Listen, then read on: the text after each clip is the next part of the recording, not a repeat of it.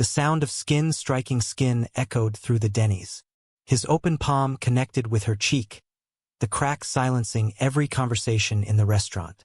Picture this. A police officer standing over a black woman, his face contorted with rage, her cheek reddening from the impact. For a moment, time froze. Forks stopped midway to mouths. Coffee cups hovered above tables. And then the phones came out, recording everything. The woman touched her cheek slowly, her eyes never leaving the officer's face. Something stirred in the restaurant. A collective intake of breath as she calmly reached up and removed her wig, revealing close-cropped natural hair beneath. Officer James Caldwell's face drained of color.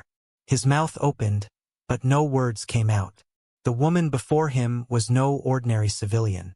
The recognition hit him like a physical blow as he took an involuntary step back. Judge Maya Williams, the federal appeals court judge who would be deciding his fate at next week's brutality hearing. How did a suspended cop with a history of brutality end up facing the very judge who would decide his career's fate? And what happened next would change both their lives forever. Let me take you back to where it all began. Judge Maya Williams was known throughout the legal community for her unwavering fairness. Her chamber's light burned late most nights, casting a warm glow onto the courthouse steps below. Tonight was no different. Her fingers moved quickly across her keyboard, her reading glasses perched at the tip of her nose. Case files were stacked neatly on her desk, each one representing someone's worst day, someone's hope for justice. She reached up, massaging her temples before adjusting her wig, a sleek, shoulder-length style that felt increasingly heavy as the night wore on. The salon-perfect hair wasn't about vanity. It was armor. Maya leaned back in her chair, her mind drifting to the moment that changed everything. 3 years ago, she'd been pulled over for the 5th time in 2 months, always for routine checks that somehow only happened to her and other black drivers. The memory played like a movie in her mind. The officer approaching her car, hand resting on his holster, his tone dripping with suspicion until he glimpsed her judicial badge. The immediate shift in his demeanor. License and registration wouldn't be necessary after all, Judge Williams. Have a nice evening, Judge Williams. So sorry to bother you, Judge Williams. But when she was just Maya, just another black woman in a nice car, the story played out differently. The questions never ended. The suspicion never faded. The implied threat always lingered. So she started wearing the wig when off-duty. A simple disguise that let her move through the world anonymously, experiencing it the way most people did, until she needed the power of her position to protect herself. The case file open on her computer had kept her working late this particular night. Officer James Caldwell, badge number 4726. 3 excessive force complaints in 18 months, all involving black citizens. All dismissed due to insufficient evidence, despite witness statements and hospital records. Until now. Until the dashcam footage that couldn't be explained away. Until the hearing that she would be presiding over next week. Maya rubbed her eyes. The facts were damning. The video showed an unarmed teenager being thrown to the ground, Caldwell's knee pressing into his neck for nearly a minute after handcuffs were secured. Across town, Officer James Caldwell slammed his locker shut, the metal clang echoing through the nearly empty police station. 3 weeks. 3 weeks suspension pending a hearing that could end his career. His grandfather had been police. His father too. The badge wasn't just a job, it was his identity, his birthright. And now some judge who'd never worn the uniform, never felt the fear of patrolling the streets, was going to decide if he was fit to serve. The station felt different lately. Whispers when he walked by. Some officers wouldn't meet his eyes. Others clasped his shoulder firmly, their silent support worth more than words. Well, you can't take up a whole booth with your... He gestured dismissively at her papers, whatever this is. A few patrons they understand, Caldwell thought. They know what it's like out there. The split-second decisions. The constant danger. How are you supposed to do this job when everyone second-guesses every move you make? He checked his phone as it buzzed with a text message. Captain Reynolds, his father's old partner. We've got your back. Don't worry about next week's hearing. Something loosened in his chest. The blue line. The brotherhood. At least some things never changed. Caldwell walked out to his truck, his suspension weighing on him like a physical thing. He needed coffee, needed to be around normal people who didn't look at him like he was either a hero or a monster. Just another night shift ending at dawn, even if he wasn't officially on duty. Back in her chambers, Maya closed Caldwell's file. The photos of the teenager's bruised face seared into her memory. The body camera footage showed everything, including Caldwell's casual comment afterward. Just another thug learning a lesson.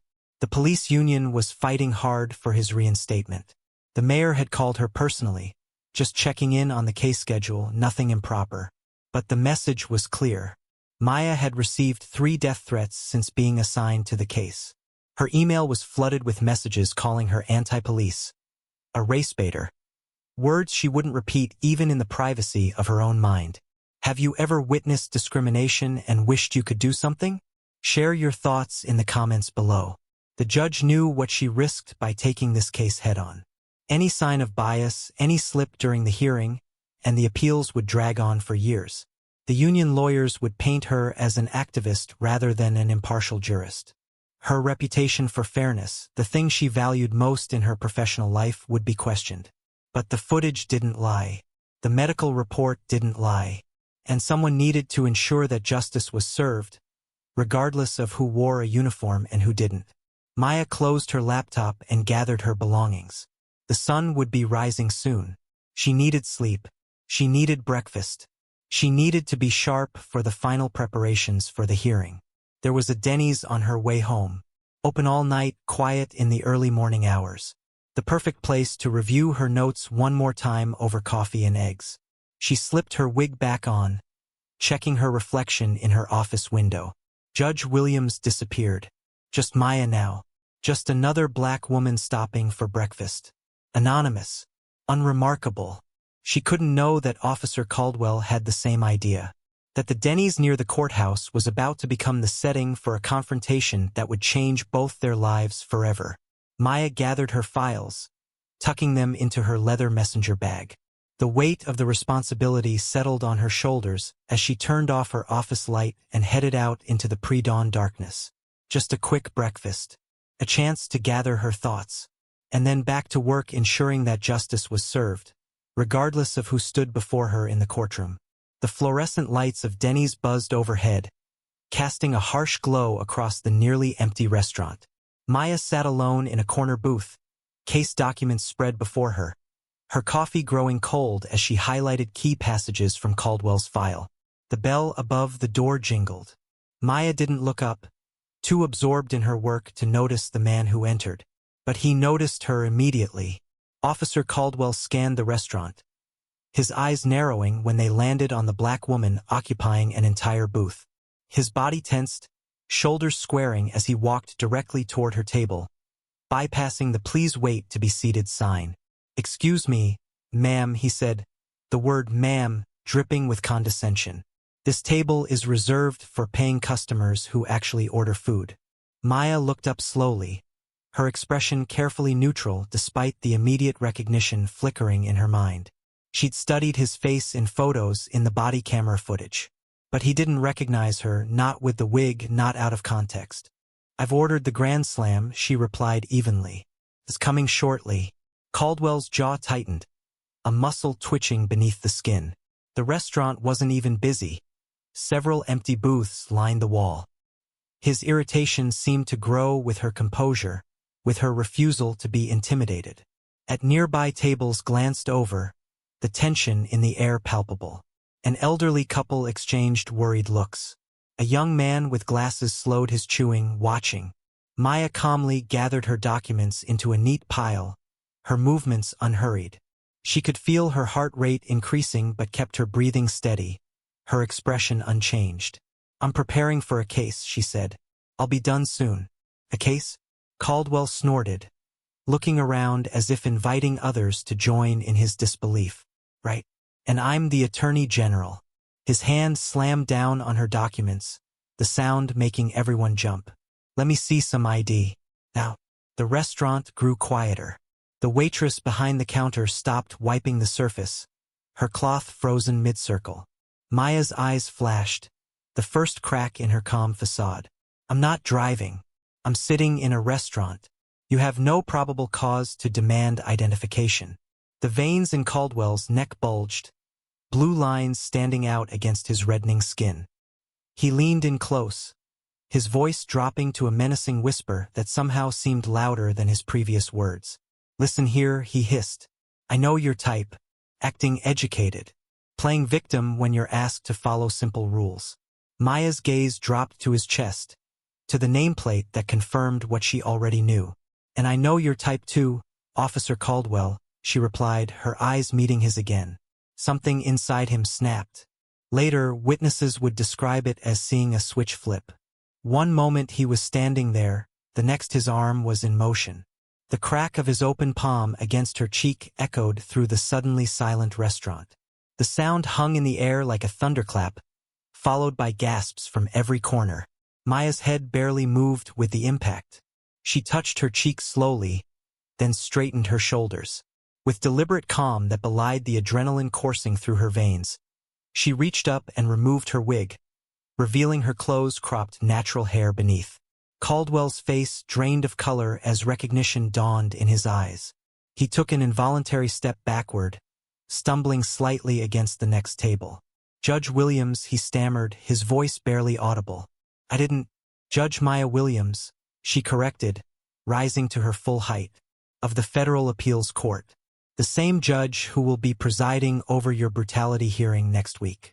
She gestured to the documents on the table. I was just reviewing your case file, actually. Phones were up everywhere now, recording from every angle.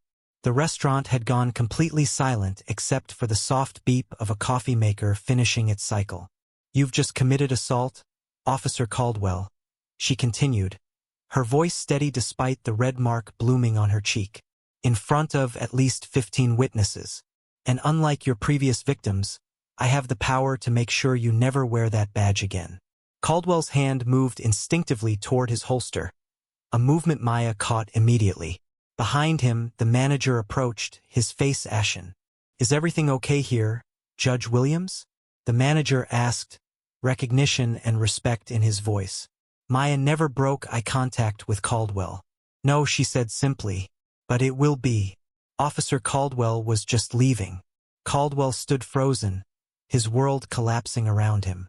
Every phone pointed in his direction captured the moment his career truly ended. Not in the hearing room where he'd planned his defense, but here in a Denny's at dawn, by his own hand. Judge Williams remained upright, dignified despite the handprint forming on her cheek. What you've done today isn't just assault, she said, her voice carrying to every corner of the silent restaurant. It's the final evidence that you should never again wear a badge meant to protect and serve. The manager hovered nearby, recognition dawning as he connected the dots. Judge Williams, he repeated, the name carrying weight beyond just the title. The judge from the Ramirez case. The one who reformed juvenile sentencing. She gave him a small nod but kept her eyes fixed on Caldwell. The officer's breathing had grown shallow, his face ashen.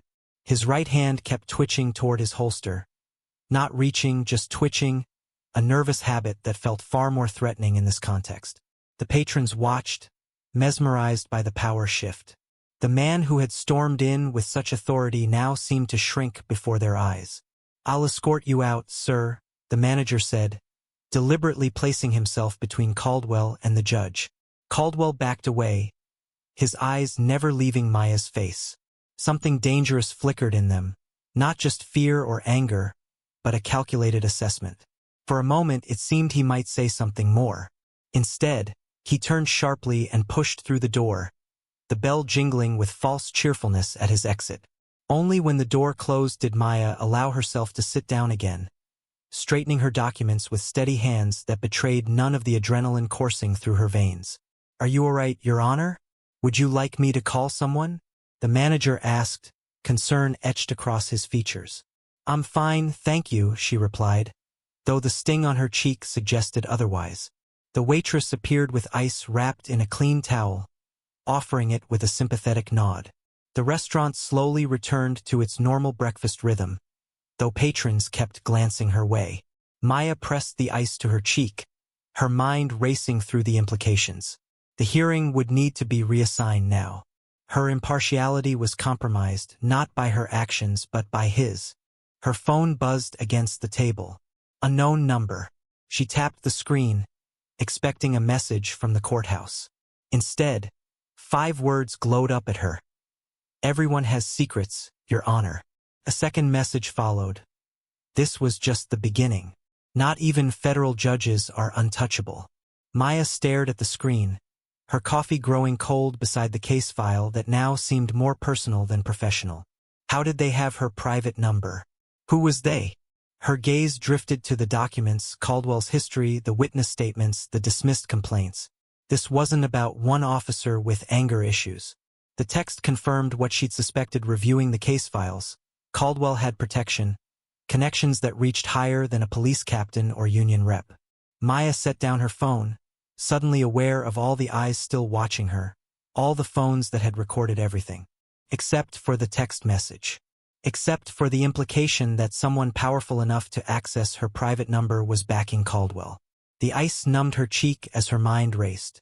Only when the restaurant had fully returned to normal did her hands finally begin to tremble, the delayed shock setting in. She'd faced racism before. The law professor who suggested she'd only been admitted to fill a quota. The client who requested the other attorney when she was still in practice. The security guard who followed her through department stores. The countless traffic stops. But this was different. This was targeted. This was a system closing ranks. Her phone rang, the courthouse this time. Judge Williams? It was Carla, her clerk. Word reached us about what happened at Denny's. Videos are already online. Judge Harris suggested you might want to recuse yourself from the Caldwell hearing now, considering the circumstances. Of course, they'd want her to step aside. Clean and simple. Caldwell would get a different judge, one without personal grievance against him. The slap would become a separate issue, minimized and eventually forgotten. Maya touched her cheek again, the pain returning as the ice melted against her skin. In her mind, she saw the footage from Caldwell's body cam. The unarmed teenager gasping for breath, begging for mercy. She thought about the text message, the threat behind it. If she stepped away, who would take her place? Someone without the courage to stand against the pressure? Someone willing to look the other way? "I will not be recusing myself, Carla," she said firmly, surprising even herself with the decision. "Document the incident as evidence in the existing case file. I'll be at the courthouse within the hour." She ended the call before her clerk could protest. The threat lingered on her phone screen, a warning of what might come. But Maya Williams hadn't become a federal judge by backing down from difficult truths. Whatever secrets they thought they had, whatever power they wielded, it wouldn't be enough. Justice demanded courage. And today, she'd found more of it than she knew she possessed. 1 week later, the marble hallway of the federal courthouse echoed with whispers as Judge Maya Williams walked toward the hearing room. Her chin was lifted, her gait measured and deliberate. The bruise on her cheek had faded to a yellowish shadow, but she'd made no attempt to hide it with makeup. The whispers followed her like ripples in water. "She's actually going through with it. Can you believe she didn't recuse herself? How can she claim to be impartial now?" Inside the hearing room, Officer Caldwell sat with his defense team, his uniform pressed and perfect despite his suspension. His supporters filled 3 rows behind him. Fellow officers, union representatives, even the police chief himself. Their presence was a statement, a show of force. Caldwell's eyes met hers as she entered, a flicker of smugness crossing his features. He leaned over to whisper something to his attorney, who nodded with apparent confidence. The hearing began with standard procedures, introductions, statements of purpose. Maya's voice remained steady as she acknowledged the unusual circumstances. "Before we proceed with scheduled testimony," she announced, "there is new evidence pertinent to this case that must be entered into the record." Caldwell's attorney rose immediately. "Your Honor, with all due respect, any interaction between yourself and my client outside these proceedings should be addressed separately.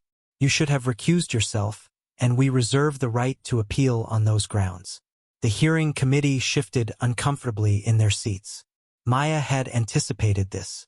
The incident at Denny's restaurant is directly relevant to the pattern of behavior under review, she replied. And I have the authority to make that determination. She nodded to the clerk, who connected a laptop to the room's display system. The video began to play, high resolution, captured from multiple angles, showing Caldwell's unprovoked aggression, the slap, Maya's revelation of her identity, and his instinctive reach toward his weapon. The room fell silent as the videos played one after another. Even Caldwell's supporters couldn't maintain eye contact with the screens. The evidence was undeniable, the parallels to the original case too obvious to ignore. When the lights came up, the committee members' expressions had hardened. No one spoke for several long seconds. Caldwell's attorney attempted damage control, arguing context, stress, provocation, but his words rang hollow against what they'd all witnessed. The committee's questions grew more pointed, more specific, digging beyond this single incident to the pattern it revealed. Through it all, Maya maintained her judicial demeanor. Fair, attentive, allowing all parties to speak while keeping the proceedings focused on facts rather than emotions. As the questioning intensified, something unexpected emerged. One committee member asked about the previous dismissed complaints, the lack of disciplinary action despite multiple incidents. The internal affairs representative squirmed visibly. Questions about who had intervened in previous investigations led to reluctant admissions about procedural irregularities. Names were mentioned: a captain, a union representative, a city councilman. Caldwell watched his support system unraveling in real time. His confident facade cracked, then shattered. "This is a witch hunt," he suddenly shouted, rising from his chair. "You're all turning against your own to appease the mob." His attorney tried to calm him, but Caldwell was beyond reaching. "Everything I did was by the book. I was taught by the best officers in this department, following their example. If I'm guilty, they all are."